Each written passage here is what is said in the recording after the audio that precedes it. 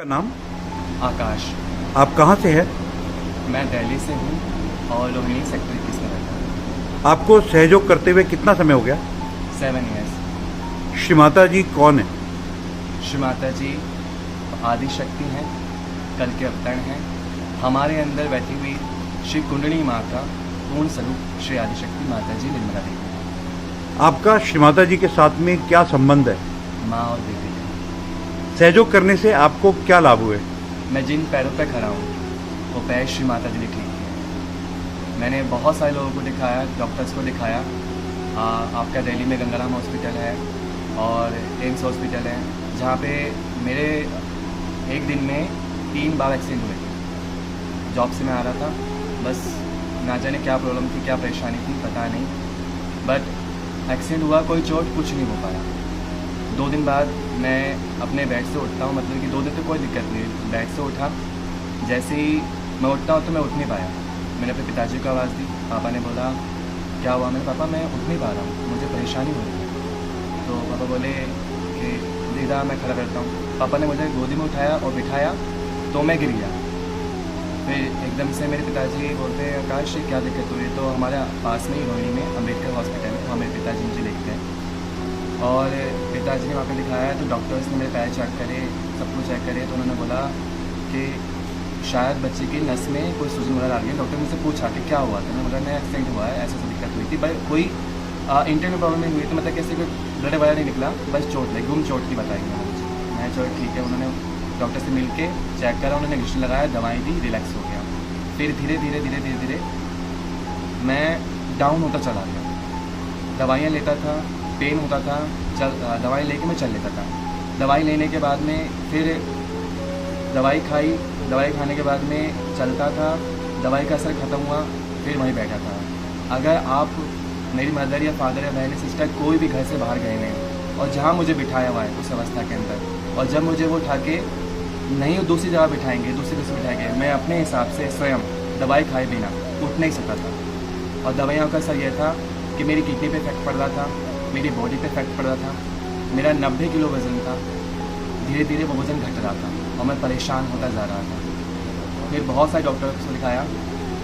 Gangaram hospital में Puneet Agarwal doctor हैं और उन सब से दिखाने के बाद में मतलब कि मैंने बहुत सारे इलाज कर लिए अपने।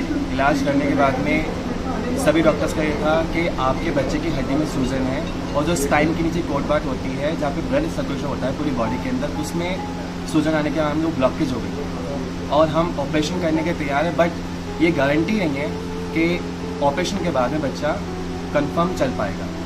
मेरे पैरों के नाखून ब्लैक हो चुके थे, पैर बिल्कुल जाम हो चुके थे, मुझे सहारे की ज़रूरत पड़ती थी। और इस तरीके से दवाइयाँ खाते खाते मेरे फादर उन्होंने मुझे 9 लाख का खर्चा बताया ऑपरेशन के लिए कि इस तरीके से खर्चा होगा आपका, पूरी दवाई व सब कुछ लेकर के।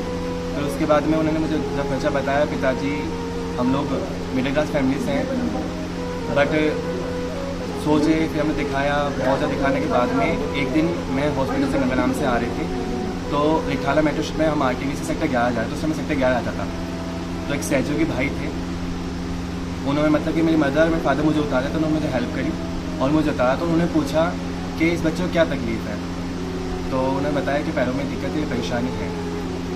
तो उन्होंने बोला कि यहाँ पे सेक्टर 16 बंसल भवन में सेंटर होता है, वहाँ पे आइएगा, पर मुझे वहाँ जाने का टाइम नहीं मिला। उसके बाद में फिर उन्होंने बताया कि आप यहाँ नहीं आ पाए तो निर्मल धाम में आइए। निर्मल धाम बाकी सेक्टर 21 में उन्होंने बताया, मुझे छावला गाँव के पास में।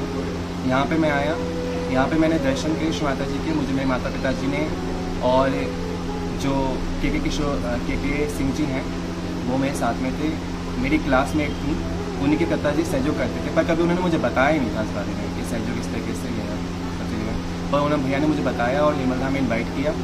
मैं निर्मल धाम में बैठा, ध्यान करा और उन्होंने मुझसे कहा कि आप प्रार्थना कीजिए माँ के सामने हाथ खोल के कि श्री माता जी कृपा करके आप मुझे अपने प्यार की और मेरे अंदर जो सोती हुई शक्ति है उसे जागृत कर दीजिए।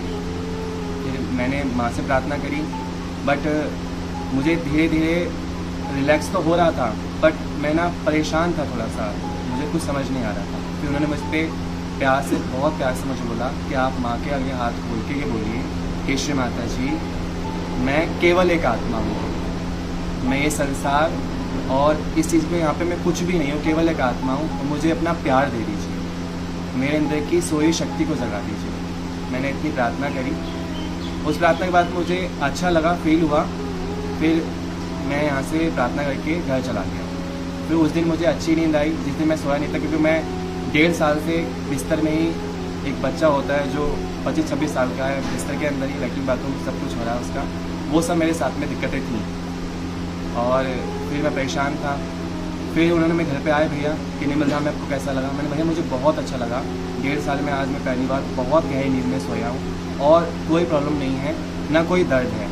बट मैं चाहता हूँ कि माँ को मैं और जानूँ और मैं अपने पैरों पर बिल्कुल ठीक हो जाऊँ। तब उन्होंने मुझे बताया कि आप ऐसा करो बेटा, निर्मल धाम मेरा सेंटर आना शुरू करो। सेंटर में आओगे तो आपको ध्यान करने से और प्यार मिलेगा और आप तभी ठीक हो जाओगे। फिर मेरे जो जानकार सर जी थे, उन्होंने बताया आप हम लोग छिंदवाड़ा जा रहे थे, श्री माता जी के पास में। छिंदवाड़ा जा रहे जब, तो उन्होंने हमारी टिकट वगैरह करा ली, मेरी मदर और मैं। मुझे छिंदवाड़ा ले गए। छिंदवाड़ा की पवित्र भूमि में जिस पहल मैंने पैर रखा, जब हम यहाँ से पहुँचे तो मेरे सहस्त्रार के अंदर ऐसे लग रहा था जैसे कोई टिप टिप करके कुछ ऐसा कर रहा है यहाँ पे सर के ऊपर। अब तो हम सहस्त्रार बोलते हैं, उसका हम हेड बोलते थे। तो ऐसे करा, ऐसे टिप टिप लगा। और फिर हम लोग उतरे, थोड़ी देर वहाँ रेस्ट करा, हमने कुछ खाया। फिर माँ के छिंदवाड़ा मंदिर के लिए गए। छिंदवाड़ा पहुँचते ही जैसे हम अंदर गए तो वहाँ बैठ के मैंने प्रार्थना करी, ध्यान करवाया।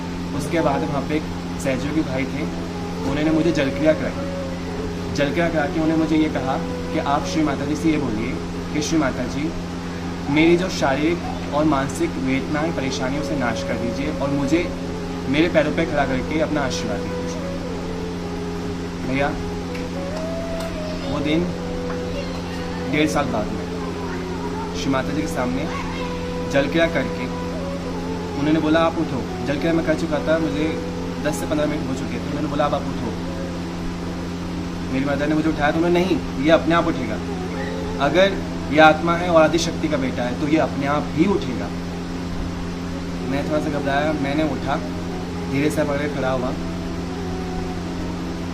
मैं 1.5 साल बाद अपने पैरों पे था। मैं बस माँ से मैंने सिर्फ इतना कहा था, मैंने कुछ दिया नहीं था, मैंने कोई पैसा नहीं दिया था, मैंने कुछ चढ़ाया नहीं था। मैंने सिर्फ कहा था कि आप मेरी माँ हैं और मुझे ठीक कर दीजिए।